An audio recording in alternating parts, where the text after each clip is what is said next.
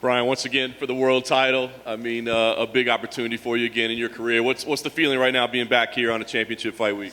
I just walked in here and I was like, fuck, there's a lot of you guys here. That's dope.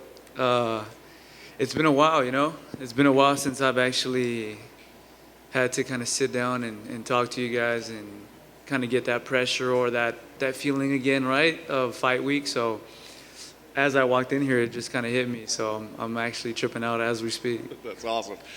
First title fight. I've been in like fucking La La Land lately. The first title fight obviously didn't go your way, but I mean, I'm imagining the value of that lesson and everything you learn. I mean, are there things that you take from that entire experience that you go, here's what we need to tweak this time around? Oh, yeah, 100%, man. I was just talking about that. I said I've changed everything about my life, down to the way I live, to the way I eat, to the way I train, the people who are in my corner. Everything is new and improved, right? Only thing you can do after a loss is see if you can get better. Can you pick yourself up? That's what I did, and that's the journey, you know? You fight, you win, or you fight or you lose, and then you get there and you either get better or you get worse. And if you get worse, you got to keep getting better. So that's the sport that we're in.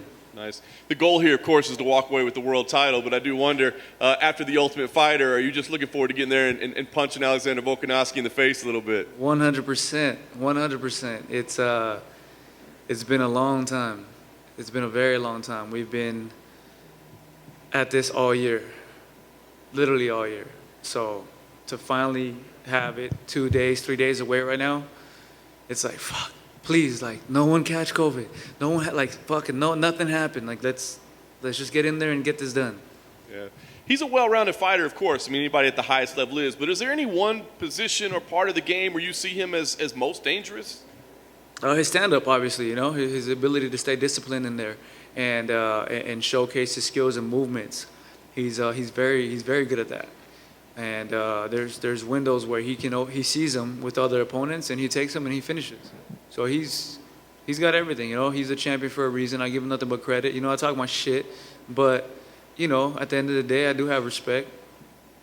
How about yourself? I mean, your striking is clearly well improved as well, but at the end of the day, I got to think that jiu-jitsu is still your bread and butter. I mean, do you still view yourself as, you know, I want to get it to that submission world and drown them there, or do you feel like you can win this on the feet? I'm getting to the point where I'm starting to get comfortable, legitimately comfortable everywhere. Not just I can bang with you and I can take your hit, you know. I'm starting to play the chess game a lot better now, you know. And I said it before where I would go in there and I would just try to figure it out on the spot.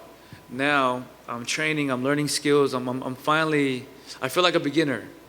As weird as it looks right now, me fighting for the belt, I feel like a beginner.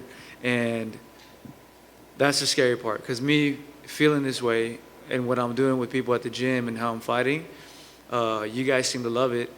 And I seem to want to keep training and get better. So it's getting to the point where I want to be unstoppable everywhere, you know? And that's ultimately my goal, to where you say when you fight me, you're fucked on all angles, you know? Last thing for me, I mean, you're a beginner, but it is a lifelong journey. I mean, walking away from with a win here, a UFC title, can you put into words what it would mean for you? It would just mean mission accomplished, you know? It's something that I set out to do from a very young age, you know, from down. I could think about it when I was a kid looking at my dad watching boxing fights on Fridays and saying, hey man, I'm gonna be a world champ. So to do it, especially on this month, this year, would really mean a lot. Brian, are you surprised how much you seem to get on Alex's nerves? Yeah.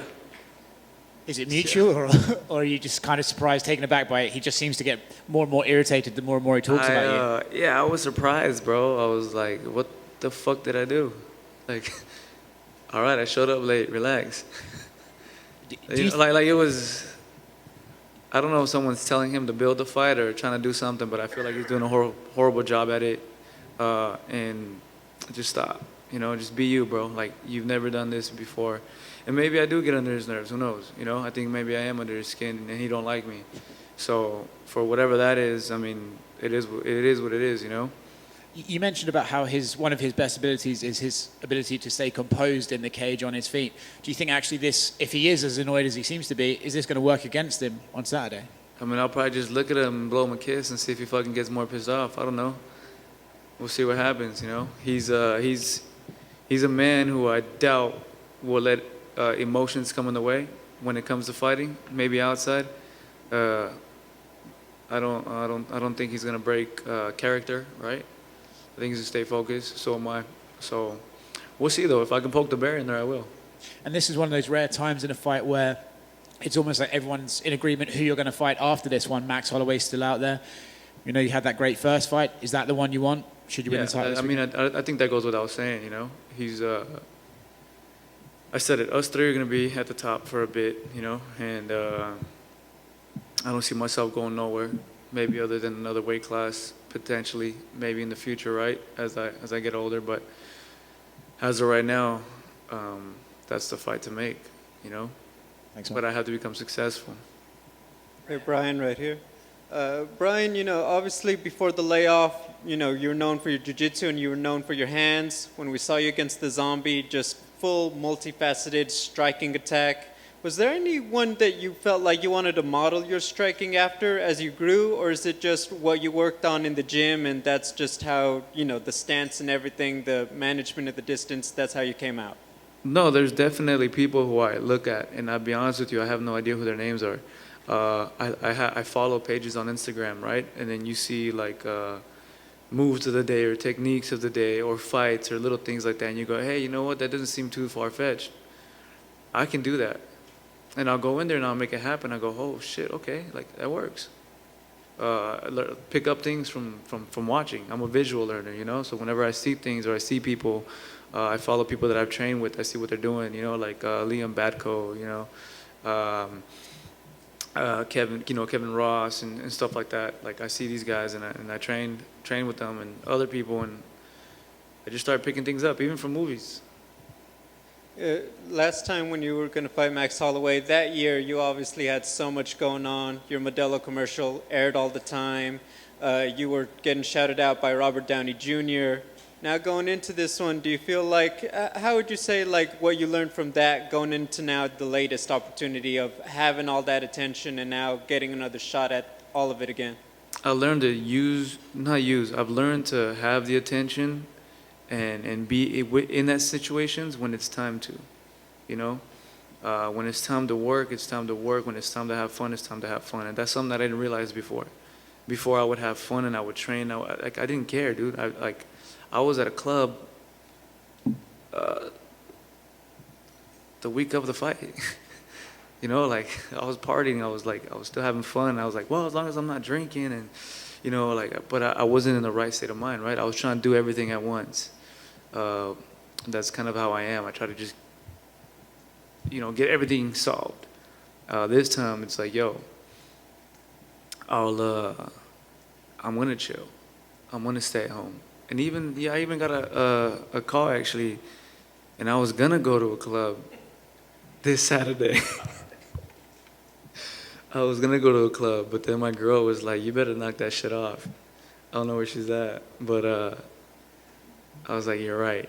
Because I haven't done anything, right? And I was like, it's like the little things always hit, and I'm like, that. And I'm like, wait, no, you're right. And I texted everyone, I said, hey, bro, like, I'm gonna stay in. Like, I have to stay in. Otherwise, I was gonna be at a badass club with the party and everything. Final question is a very important one. Do you miss your long hair? I do, man. It's coming back. Slowly but surely, you know.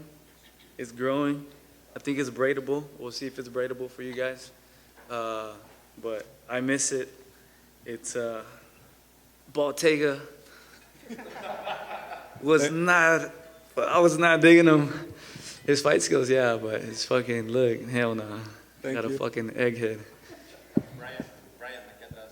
Yeah. Vas a pelear en el mes de la herencia hispana. Hay mucho entre los latinos peleando ahora. Canelo, Brandon Moreno. ¿Para ti es un reto más grande ahora por lo que lleva el deporte mexicano o es una pelea más en tu carrera? Es otra pelea en mi carrera. Lo que anda pasando, anda corriendo esto durante unos meses y tiempos importantes y de historia de nuestra raza, de nuestra gente. Y obviamente sí pone un tipo de presión para mí diciendo, ¿sabes qué? Tengo que continuar con esto, tengo que seguirle adelante por los mexicanos.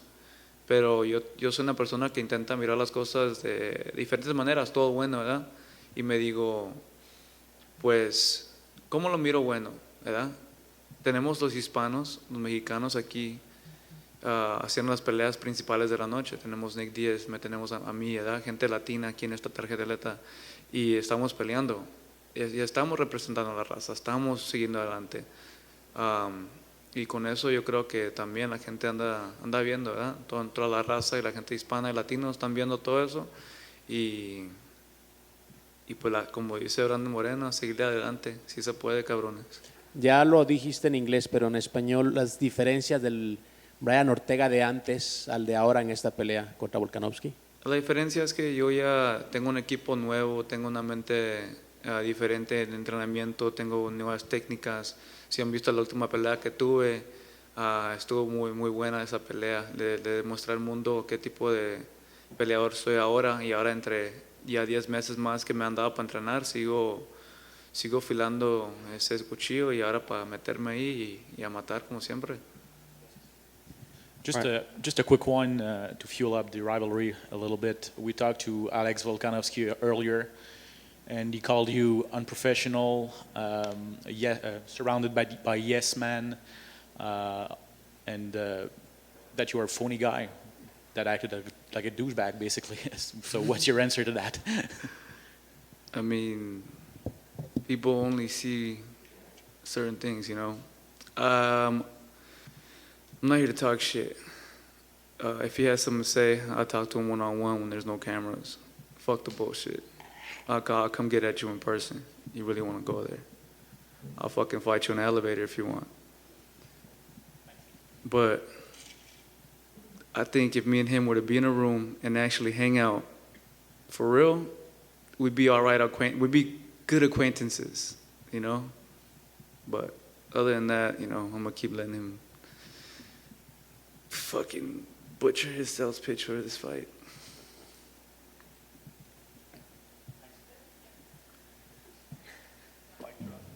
Yeah.